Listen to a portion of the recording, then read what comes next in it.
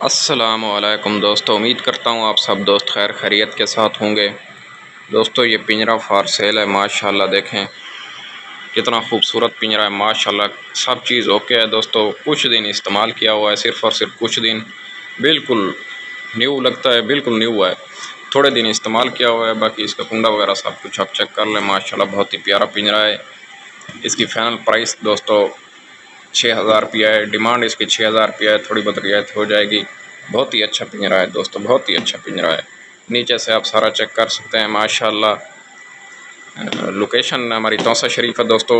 पूरे पाकिस्तान में इंशाल्लाह जहां आपको चाहेगा तो कार्गो करा देंगे। एयरपोर्ट सर्विस के ज़रिए, TCS के ज़रिए, पोस्ट ऑफिस के ज़रिए इंशाल्लाह आपको इसको जो है ना हम कार्गो करा देंगे दोस्तों। बहुत अच्छा मौका है आपके लिए, क्योंकि इस तरह का नया पिंजरा 10-12 हज़ार रुपये में मिलता है दोस्तों। ये आपको सिर्फ़ और सिर्फ 6000 रुपये में मिल रहा है। देखें दोस्तों ये इसकी, ताकि ये बिल्कुल ओके है दोस्तों, बिल्कुल ओके। आप ये चीज़ चेक कर लें, सारा कुछ बिल्कुल ओके है दोस्तों। माशाल्लाह दोस्तों, वीडियो हमारी अच्छी लगे तो वीडियो को लाइक और शेयर ज़रूर कर दें।